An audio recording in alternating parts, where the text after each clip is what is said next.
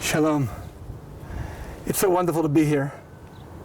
One of the most beautiful places, maybe even the most beautiful place in the world.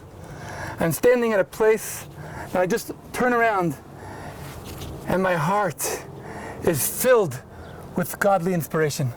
I can see Jerusalem all the way away from the southern neighborhood of Gilo and all the way to the northern neighborhood of French Hill. And all of Jerusalem is right in front of us. But what's great is that we are celebrating now a little more than a jubilee, 53 years since we united Jerusalem. Less than a century ago, Jerusalem was only this old city right in front of us. But it's the story of the ancient, eternal city. So I want to just talk. So happy that we hear cars going by. It means there's life here. As a matter of fact, people are leaving their houses now.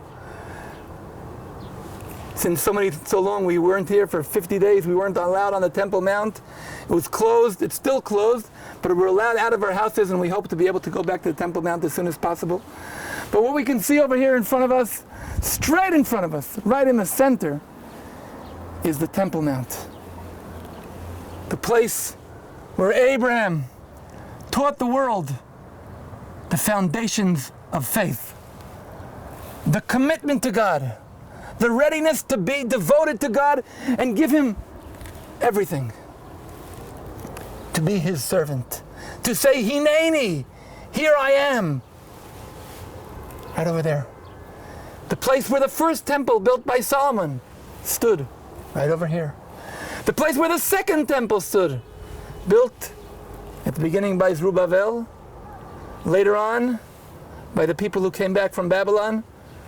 First, let me jump in to the book of Psalms, Shir HaMa'alot, Song of Ascent, Psalm 125.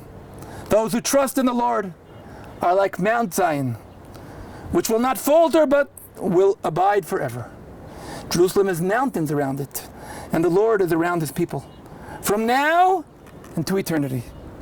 For the rod of wickedness will not rest on the lot of the righteous, because the righteous do not stretch out their hands into wrongdoing. Be good, O Lord, to the good and to the upright in their hearts, and those who turn their crooked ways. May the Lord lead them away with the workers of iniquity, and may there be peace upon Israel. Shalom al Israel. The identity that this psalm has between Jerusalem, His nation, and the Lord. Jerusalem has mountains around it. For so many years, for so many centuries, we were able to read this psalm and we couldn't see it. Now we see Mount Zion, Mount Moriah, the Temple Mount, is actually lower than all the mountains around it. But all the mountains around it can look at it. And the people of Israel, take a look, think that where you can see the Dome of the Rock stood the temple, which is double its height, was able to be seen from all the mountains around. And God says, just like there are mountains around Jerusalem, we're standing on Mount Olives, Mount Scopus, what's called today the Mount of Zion, is, or the Jewish city, the old city, the Jewish quarter. And on the south we have Jabal Makaber, the great mountain, the mountain of some people call it of the evil idea, or even the mountain that Abraham first saw, the Temple Mount. But you see, the Temple Mount is surrounded by mountains. And it says, just like that, the Lord is around His people, from now into eternity.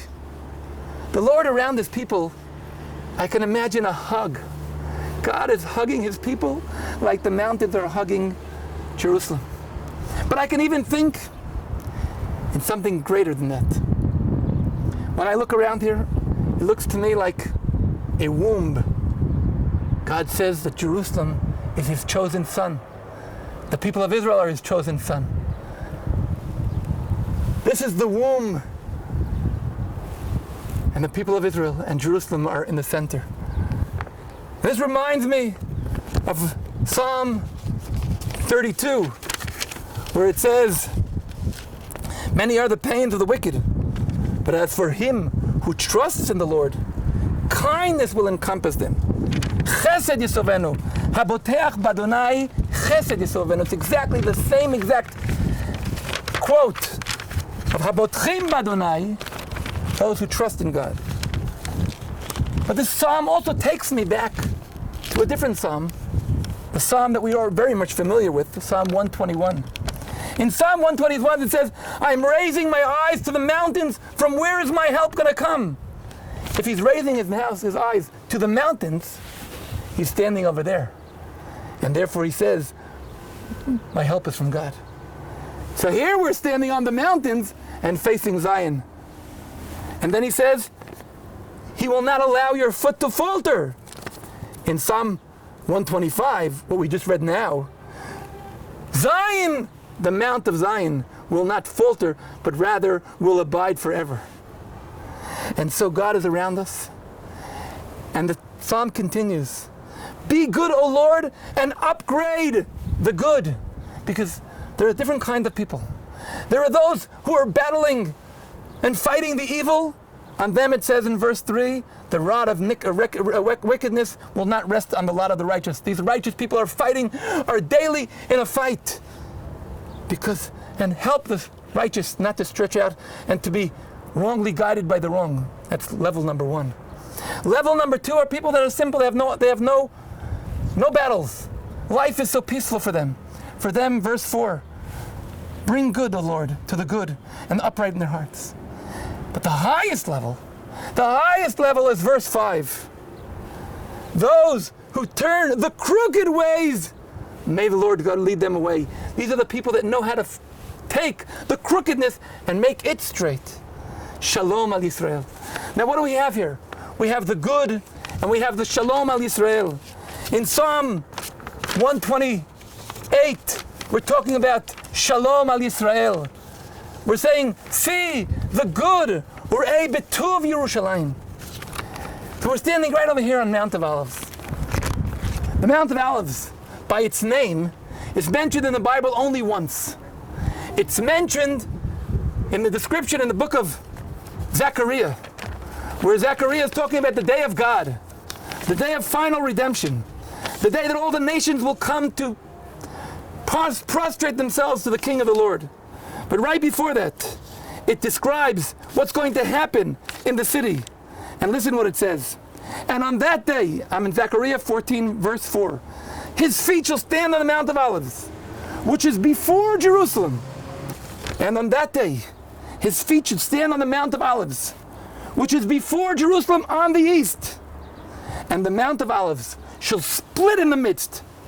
There are forward to the east and toward the west, a very great valley. And half of the mountain shall move to the north, and half shall move to the south. And what's going to happen?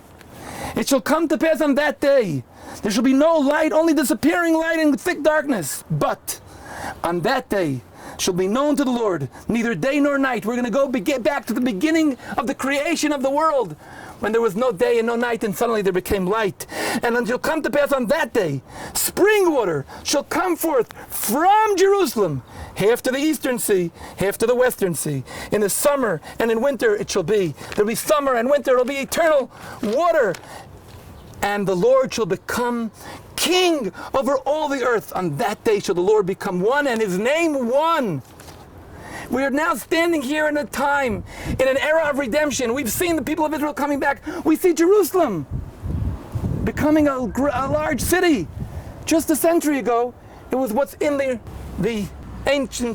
old city of Jerusalem, behind these walls. All of this is new. And it's all united together to one city.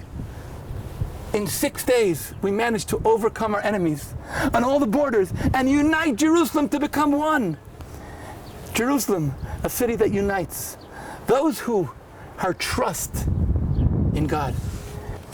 In Psalm 125, We're talking about the trust of the God who keeps Israel, the God who protects Israel, and the God who accompanies Israel in all of its ways. So what we can see right over here, right in front of us, the beginning of Jerusalem, the Canaanite city of Jerusalem, conquered by King David. He builds his fortress and he makes the preparation for the building of the temple right over here.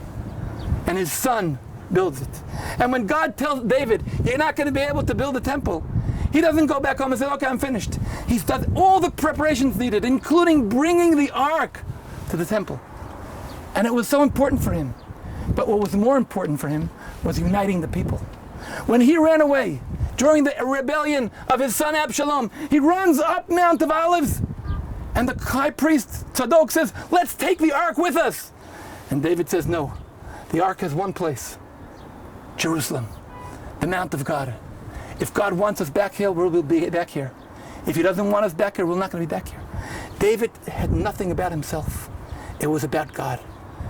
And today, after we've gone so much ahead, we've reached a point where Zionism has made so much progress. The redemption process is in the midst. And now it's our turn to take the next step to getting the world recognizing foundation of faith. God is one, his name is one, and he will rule over the whole world. And it's our job to do that. We've rebuilt Jerusalem, we've united Jerusalem, we have cars driving in the streets of Jerusalem, people living in the streets of Jerusalem, children playing in the streets of Jerusalem. And now it's our time to turn Jerusalem to the house of prayer for all nations. If you're part of that movement, join us in shalomjerusalem.org. If you're part of that movement, join us on the Shalom Jerusalem Foundation Torah Temple Talks. If we want God to be king of the earth, we have to announce his kingdom in the world. If you are part of this faith, if you want to be part of this movement, join us. Visit shalomjerusalem.org. If you want to be part of the movement of announcing the foundation of faith in the world, join the Shalom Jerusalem Foundation YouTube page.